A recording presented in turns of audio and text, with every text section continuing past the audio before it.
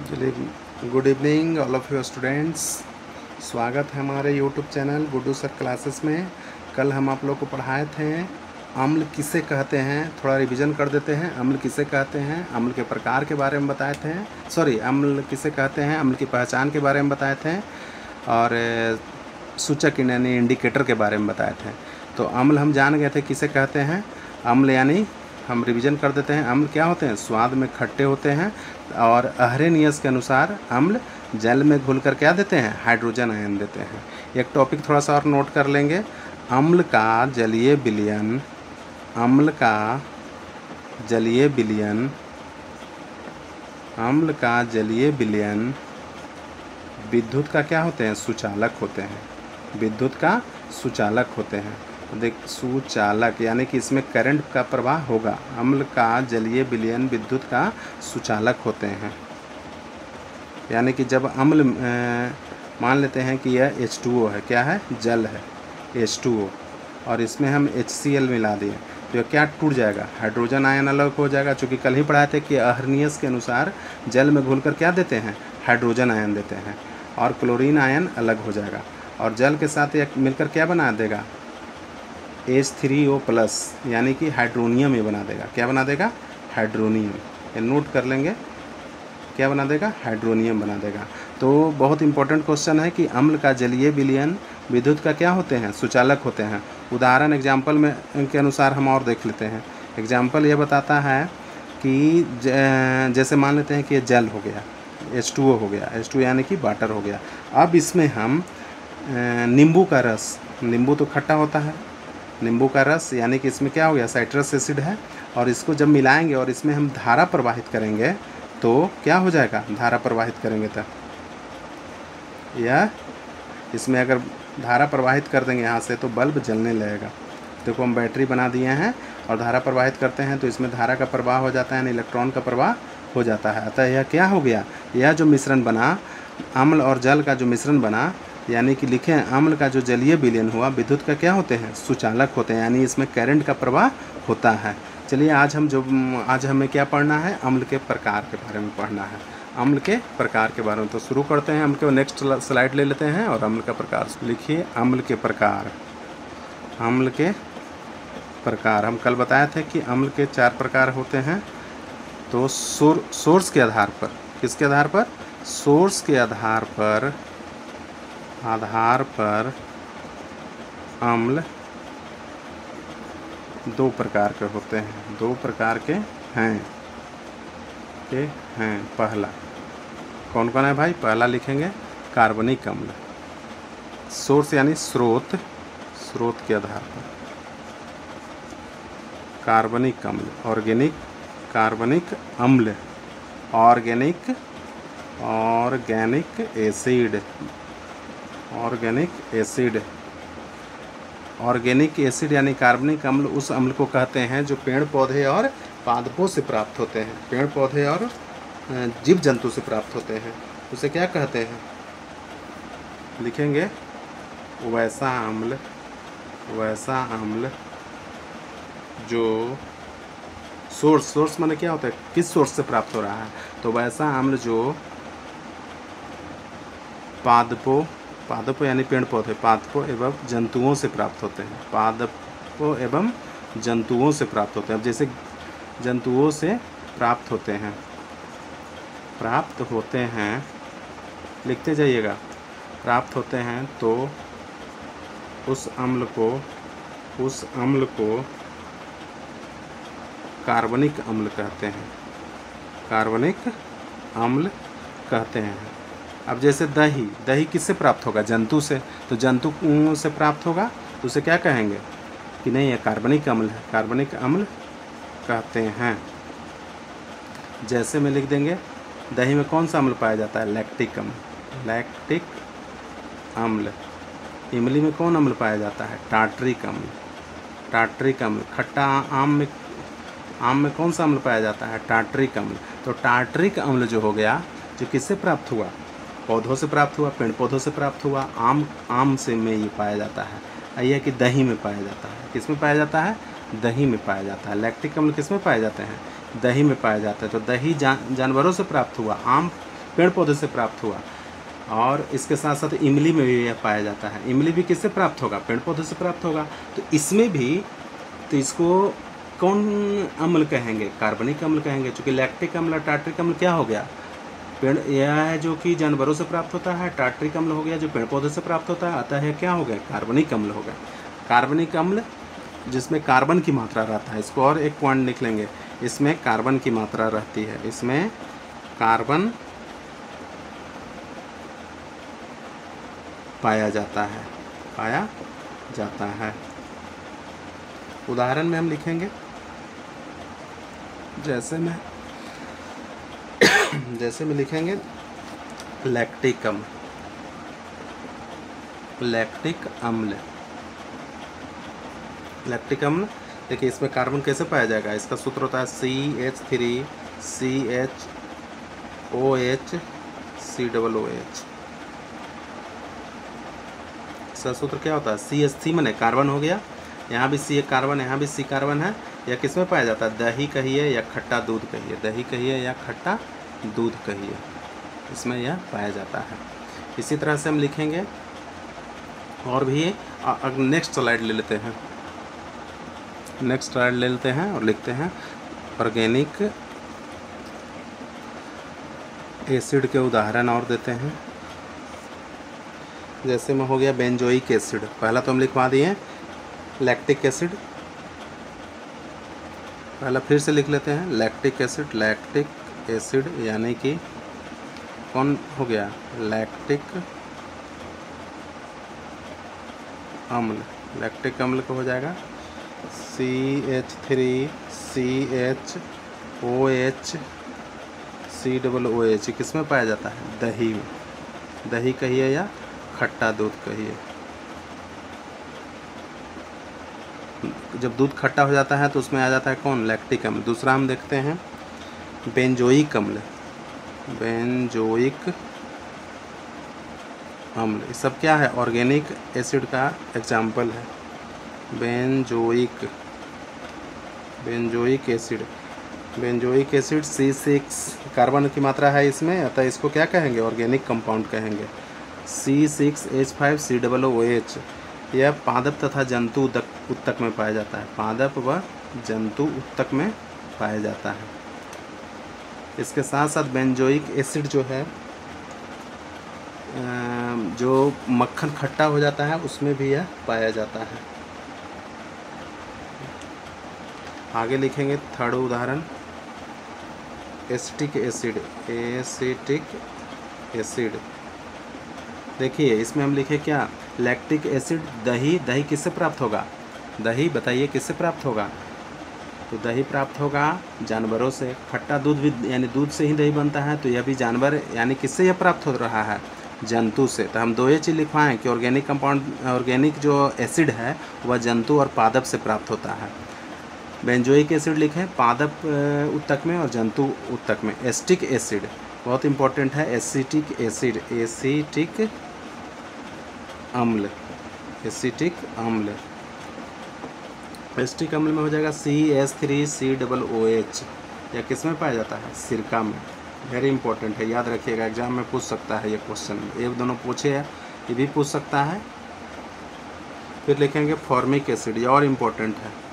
Formic acid पूछा था पिछले बार एग्जाम में। फॉर्मिक एसिड, फॉर्मिक एसिड का कहीं UPSC नेम है फॉर्मिक अम्ल। इसी का दूसरा नाम है मेथोनोइक अम्ल, HCOOH। इसी का यह पाया जाता है कुछ चींटी के डंक में। चींटी क्या है? चींटी के डंक में। चींटी जानवर हो गया, जंतु हो गया, चींटी के डंक में पाया जाता है। इसी का दूसरा नाम IPSC नेम पूछा था पिछला बार, मेथनोइक अम्ल। इसे दूसरा नाम क्या कहते हैं? इसी का नाम हो गया मेथनोइक अम्ल। चलिए अब ऑर्गेनिक कंपाउंड में और एक उदाहरण देख लेते हैं। Citric acid, citrus acid. Citrus या साइट्रिक एसिड यह किस में पाया जाता है? खट्टे फलों में पाया जाता है। नींबू में, H8O7। यह किस में पाया जाता है? नींबू में, संतरा में, मौसमी में। ये सब क्या हो गया? पादप हो गया। मौसमी में, यह सब में पाया जाता है। साइट्रस साइट्रिक अम्ल, साइट्रिक अम्ल, SITRIC लिखे हैं। चलिए इसको जल्दी जल्दी नोट कीजिए, न तो स्क्रीनशॉट ले लीजिए। चलिए दूसरा नंबर में देखते हैं अकार्बनिक अम्ल, जिसमें कार्बन नहीं पाया जाता है। अकार्बनिक अम्ल, अकार्बनिक अम्ल या इनऑर्गेनिक एसिड, या इसी का दूसरा नाम क्या है, अन्य नाम हो गया कुछ खनिज अम्ल। इसी का दूसरा नाम क्या हो गया, खनिज अम्ल, मिनरल्स एसिड, मिनरल्स एसिड। परिभाषा लिखेंगे इसका, जिस अम्ल की प्राप्ति, जिस अम्ल की प्राप्ति, जिस अम्ल की प्राप्ति चट्टान, किससे, चट्टानों एवं खनिजों से होती है, चट्टानों एवं खनिजों से होती है, तो उस अम्ल को अकार्बनिक अथवा खनिज अम्ल कहते हैं। क्या कहते हैं, खनिज अम्ल कहते हैं। जैसे में लिखेंगे, आखिर कहाँ से प्राप्त हो रहा है, HCl, हाइड्रोक्लोरिक अम्ल। इसको क्या पढ़ते हैं, हाइड्रोक्लोरिक अम्ल, हाइड्रोक्लोरिक अम्ल या हाइड्रोजन क्लोराइड। फिर हो गया फॉस्फोरिक अम्ल, H2S3PO4, फास्फोरिक अम्ल, नोट करते जाइएगा प्रॉपर।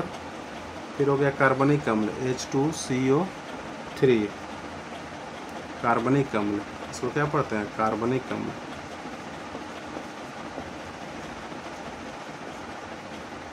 H2SO4, सल्फ्यूरिक अम्ल, बैटरी में ही पानी, यही चीज पाया जाता है सल्फ्यूरिक अम्ल, बैटरी का पानी जिसको सल्फ्यूरिक अम्ल, सल्फ्यूरिक अम्ल।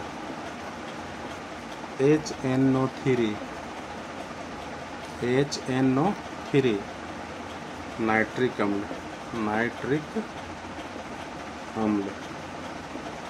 चलिए नोट कीजिए, दो प्रकार के अम्ल बता दिए स्रोत के आधार पे, कार्बनिक और अकार्बनिक।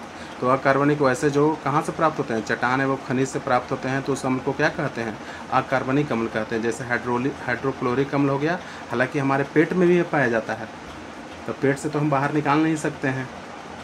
तो यह जो चट्टान या खनिज से, मिनरल से प्राप्त होता है, इसमें देखिए इसमें कार्बन नहीं रहेगा, इसमें कार्बन नहीं रहेगा। HCl कार्बन है, इसमें H3PO4 फॉस्फोरिक अम्ल में कार्बन नहीं है, HCO3 इसमें है, यह एक्सेप्शन है। H2SO4 इसमें कार्बन की मात्रा नहीं है, नाइट्रिक अम्ल में भी कार्बन की मात्रा नहीं है। तो जिसमें कार्बन की मात्रा नहीं रहता उसे क्या कहते हैं, इनऑर्गेनिक कहते हैं। जिसमें कार्बन की मात्रा रहता है उसको ऑर्गेनिक कहते हैं। ऑर्गेनिक एसिड है जिसकी प्राप्ति कहाँ से होता है, जंतुओं एवं तथा पादपों से। ऑर्गेनिक की प्राप्ति कहाँ से होता है, पेड़ पौधे यानी प्लांट से कहिए या फिर एनिमल से कहिए।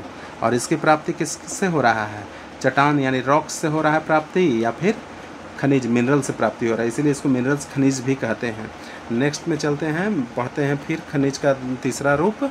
नेक्स्ट स्लाइड लेते हैं, लिखेंगे हाइड्रोजन आयन के त्याग के आधार पर, त्याग के आधार पर अम्ल के प्रकार। बहुत इम्पोर्टेंट है अम्ल के प्रकार। हाइड्रोजन आयन के त्याग के आधार पर अम्ल के प्रकार, दो प्रकार के अम्ल होते हैं। इसमें पहला लिखेंगे स्ट्रॉन्ग एसिड, स्ट्रॉन्ग एसिड यानी इसको क्या कहते हैं, प्रबल अम्ल, प्रबल अम्ल, स्ट्रॉन्ग एसिड।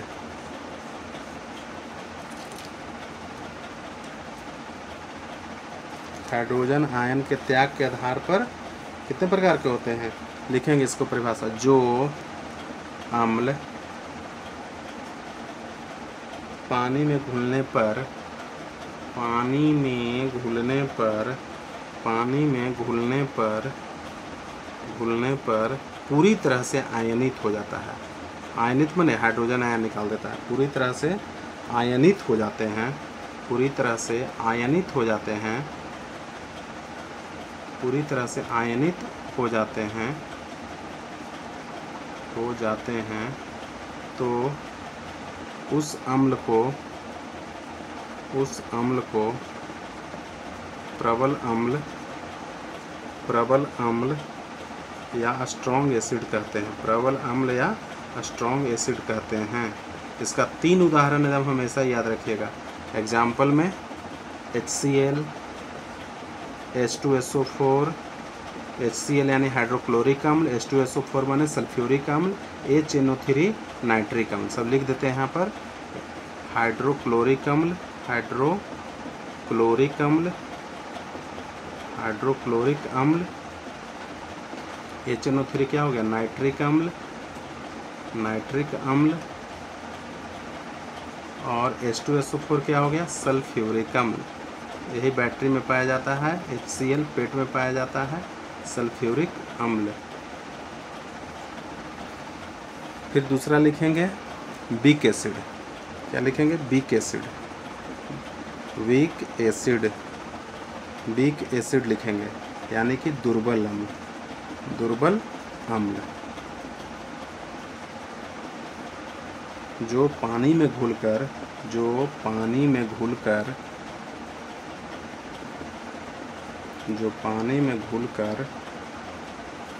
कुछ हद तक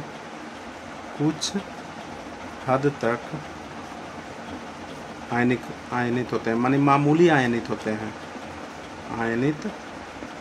हैं, तो उसे वीक एसिड कहते हैं, वीक एसिड कहते हैं।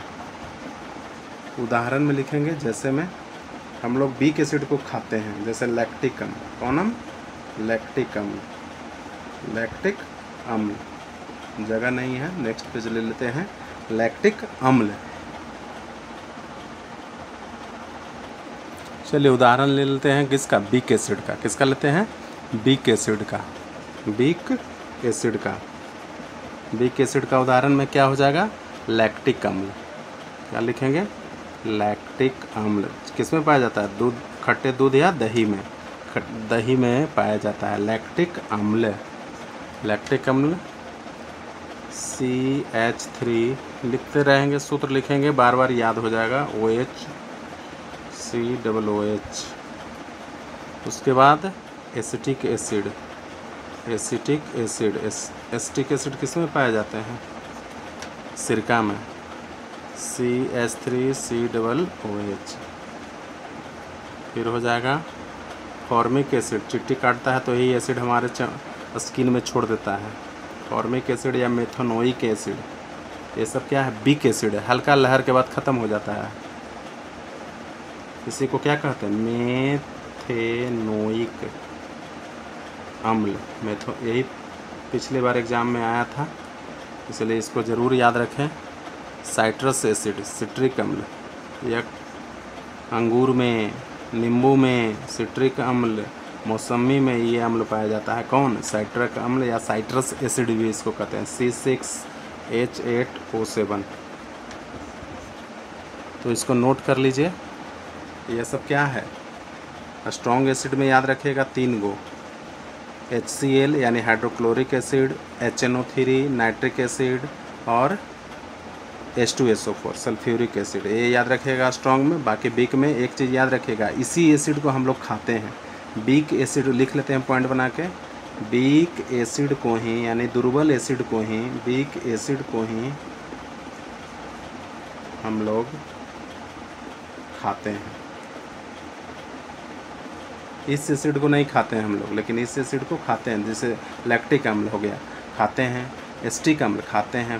फॉर्मिक हमारे चमड़ा में छोड़ देता है, जब चींटी वगैरह काटता है, चींटी का डंक हो गया या मधुमक्खी का डंक हो गया, दोनों में क्या पाया जाता है, एकदम याद रखेगा, चींटी का डंक और मधुमक्खी का डंक, उसमें क्या पाया जाता है, मेथनोइक अम्ल। ये IUPAC नेम हो गया फॉर्मिक एसिड का। HCOOH पाया जाता है। सिट्रिक अम्ल खट्टे फलों में पाया जाता है। यानी हम लोग क्या खाते हैं, वीक एसिड ही खाते हैं। अब देखेंगे अम्ल का source of acid, source of acid, इससे 1 नंबर का आएगा ही आएगा, सोर्स ऑफ एसिड। देखते हैं नेक्स्ट क्लास में।